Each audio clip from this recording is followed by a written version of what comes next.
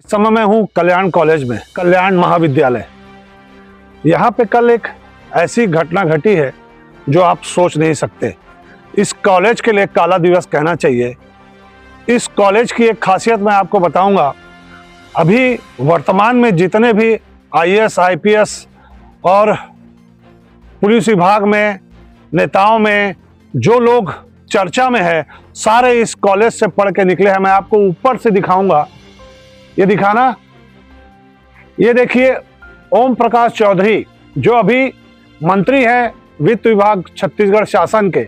नीचे शशि मोहन सिंह आईपीएस हैं, प्रफुल्ल ठाकुर आईपीएस हैं, रजनेश सिंह आईपीएस हैं, SS Chandel DIG BSF, Rajesh Chauhan अंतर्राष्ट्रीय खिलाड़ी हैं और राजेंद्र प्रसाद ओलंपियन अर्जुन अवार्ड, रेखा चौधरी अंतर्राष्ट्रीय खिलाड़ी बास्केटबॉल, प्रभा ठाकुर हुसैन राष्ट्रीय मैराथन धावक, आशीष अरोड़ा अंतर्राष्ट्रीय खिलाड़ी वॉलीबॉल, अवनिंद्र शिवलिकर अंतर्राष्ट्रीय सितार वादक। इस प्रकार देखिए, नीचे रिकेश सेन विधायक वैशाली नगर, युमन साहू मेजर सेना लद्दाख, मोबिन अली डिप्टी कमिश्नर नगर निगम राजनांदगांव, नीरज पाल महापौर, B Vishwanathan MP topper high school, Santosh Jain topper CA, doctor Anita Sawant निदेशक प्रदूषण नियंत्रण बोर्ड, एल राजू पार्षद sector 7 Bhilai, T Sudhindra Dilip trophy और आईपीएल खिलाड़ी।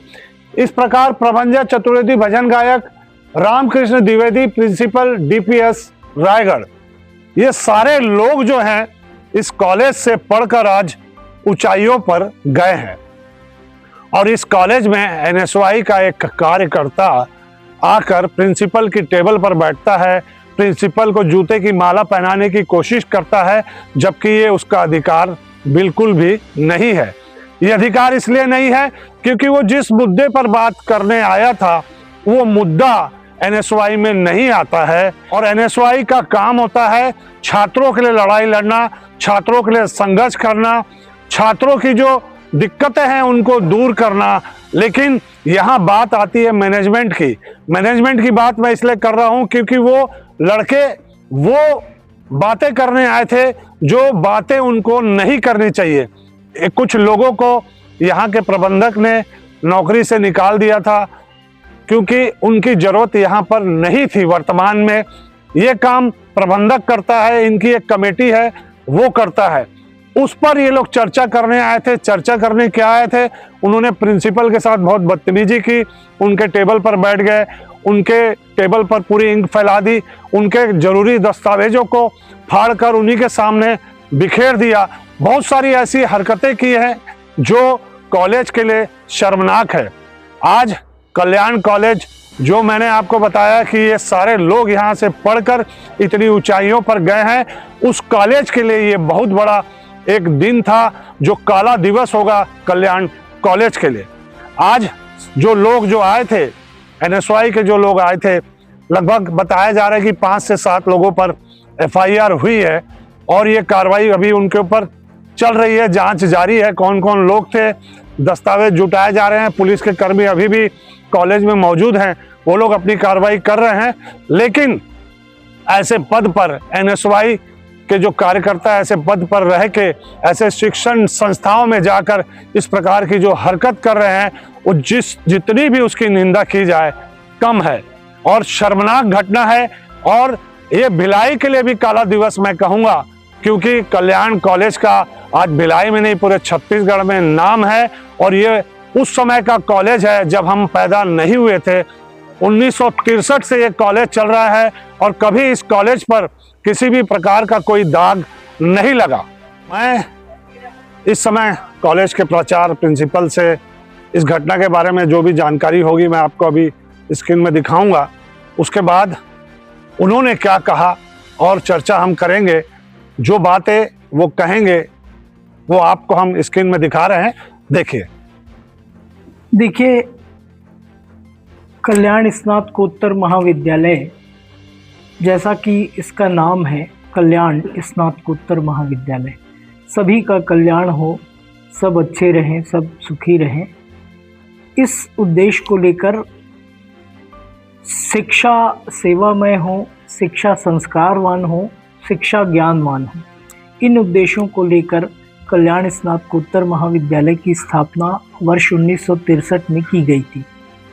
तब से लेकर महाविद्यालय आज तक निरंतर प्रगति के पथ पर आगे बढ़ता चला जा रहा है। कल की जो घटना हुई, ये घटना मेरे ख्याल से अप्रत्याशित घटना है। ऐसा उन बच्चों को नहीं करना था। मैं समझता हूँ कि कहीं न कहीं ये बच्चे आक्रोशित थे, इनको किसी के द्वारा गलत जानकारियाँ दी गई थी और वो बच्चे इतने आक्रोशित थे कि वो हमारे चेंबर में दरवाजे वगैरह को भी तोड़कर बलात् घुस आए और यहाँ पर वो कुछ पेपर्स रखे थे, पूरे हमारे चेंबर में पेपर्स को उड़ाते हुए, और मेरा नेम प्लेट था और यहाँ पर सारे इसमें इंक उन्होंने फेंक दिया। कुछ मैं शासकीय काम कर रहा था, विश्वविद्यालय की सेमेस्टर की परीक्षा होने वाली है, उसके संबंध में जो बच्चों के फॉर्म है, जो नियमित बच्चे हैं रेगुलर, उनके फॉर्म को मैं परीक्षण कर रहा था और उसमें साइन कर रहा था। उस बीच ये लोग आ गए यहाँ और जो जो पेपर्स यहाँ रखे थे उनको भी फेंका, उनमें भी इंक छिड़का, उनमें भी उसको फाड़ दिया। शासकीय कार्य जो कर रहे थे वो पेपर्स को भी उन्होंने फाड़ दिया। तो ये गलत था और एकदम आकर यहाँ बैठ गए इस टेबल में, और प्राचार्य के साथ ऐसा बर्ताव उनको नहीं करना था। कुछ जूते वूते की माला भी लेकर आए थे वो, है ना। तो मुख्यतः इसका केंद्र जो था वो हमारे यहाँ पहले 2 सफाई कर्मियाँ थीं, बाई जो थीं वो, और एक माली था। तो क्या होता है, हमारे यहाँ एक सिस्टम है कि जब कभी भी आवश्यकता नहीं होती, जब सत्र लगभग ख़त्म होते रहता है और गर्मियों की छुट्टियाँ होती हैं, तो उन छुट्टियों के दौरान हमारे यहाँ कुछ हमारे ही कर्मचारियों की आवश्यकता महसूस नहीं की जाती। प्रैक्टिकल्स वगैरह हो जाते हैं, कुछ लैब अटेंडेंट हैं, कुछ सफाई कर्मचारी हैं। जब छुट्टियाँ होती हैं तो इनको डिसकंटिन्यू कर देते हैं और उसके बाद फिर से नए सेशन में जैसे भी आवश्यकता होती है उनको फिर से बुला लिया जाता है। तो ये सफाई कर्मी जो थे, उन लोगों ने भी अपनी सेवाएं दी हैं यहाँ, और उनकी आवश्यकता के अनुसार हमारे सुपरवाइज़र ने हम लोगों को एक रिपोर्ट दी कि अभी अब सेशन ख़त्म होने वाला है तो अब इनकी आवश्यकता नहीं होगी। तो हम सब फैकल्टी हेड की बैठक लेते हैं और बैठक में सब बैठकर चर्चा करते हैं और एक निर्णय होता है, सामूहिक निर्णय, कि ठीक है भाई, इनकी आवश्यकता नहीं है तो अब इनको डिसकंटिन्यू किया जाए। ऐसे भी महाविद्यालय भी काफ़ी वित्तीय कठिनाइयों से गुजर रहा है। तो हमने उसकी बाकायदा बैठक में निर्णय लेकर उसको अपने प्रशासनिक समिति के अध्यक्ष को फाइल में भेजा भी था और वहाँ से भी स्वीकृति मिल गई, तो उनको डिसकंटिन्यू कर दिया। फिर नए सेशन में उनकी आवश्यकता महसूस नहीं हुई तो उनको नहीं बुलाया गया। अब ये बच्चे उस मुद्दे को लेकर इतने ज़्यादा आक्रोशित थे कि क्या बताएं। वस्तुतः मेरी सोच ये है कि ये प्रशासनिक कार्य हैं और किनको रखना नहीं रखना ये प्रशासन का काम होता है। मैनेजमेंट जैसा हमको निर्देश देता है उसके अनुसार हम भी अपना काम करते हैं। ये एनएसवाई के कार्यकर्ता थे, इन्हें बच्चों के हित के लिए आगे आने चाहिए। प्रशासन किसको रखना है किसको नहीं रखना है वो तो प्रशासन, आपके जो कॉलेज का प्रशासन है वो करेगा। जी जी। इसमें उन लोग का क्या हस्तक्षेप होना चाहिए? इसमें तो कोई हस्तक्षेप उनका होना नहीं चाहिए। फिर इस मामले को लेकर वो इतने दिनों बाद क्यों आए, ये सबसे बड़ी बात है यहाँ पर। जहाँ तक मुझे लगता है कि आप जैसा बोल रहे हैं कि वास्तव में ये प्रशासन का मुद्दा है। किसी को रखना किसी को नहीं रखना, कैसे काम लेना, ये हमारा मैनेजमेंट हमको निर्देश करता है, उसके निर्देशों का हम पालन करते हैं। रही बात विद्यार्थियों की, और ये कितने समय हो गए हैं, है ना। और इन सफाई कर्मियों ने हमारे यहाँ एक आईसीसी कमेटी बनती है, उस कमेटी में भी उन लोगों ने अप्लाई किया हुआ है। वो कमेटी अपनी जांच कर रही है।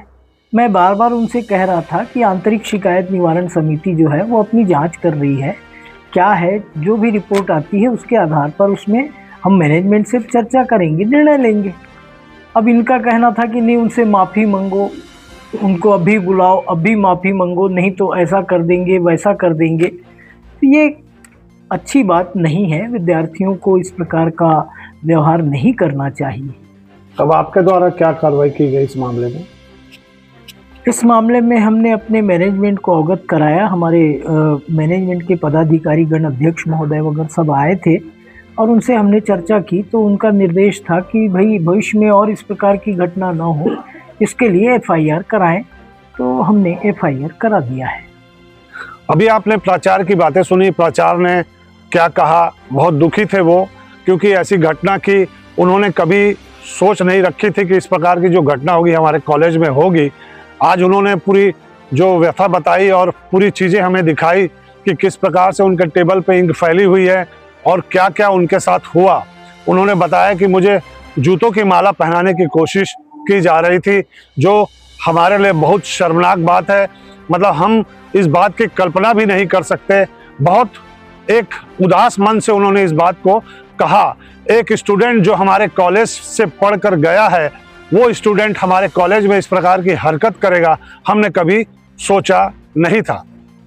और हम भी प्रशासन से ये मांग करेंगे कि ऐसे लोगों पर कड़ी कार्रवाई की जाए और स्कूल जैसी संस्था, कॉलेज जैसी संस्था पर राजनीति न की जाए। अपनी राजनीति रोटी सेकने के लिए, अपना नाम आगे बढ़ाने के लिए, अपने नाम को सुर्खियों में लाने के लिए इस प्रकार की घटनाओं को अंजाम देने वाले लोगों के ऊपर कड़ी से कड़ी कार्रवाई की जानी चाहिए। जांच होनी चाहिए इस मामले की कि ये मामला आखिर क्यों हुआ है और ऐसी घटना की दोबारा पुनरावृत्ति नहीं होनी चाहिए।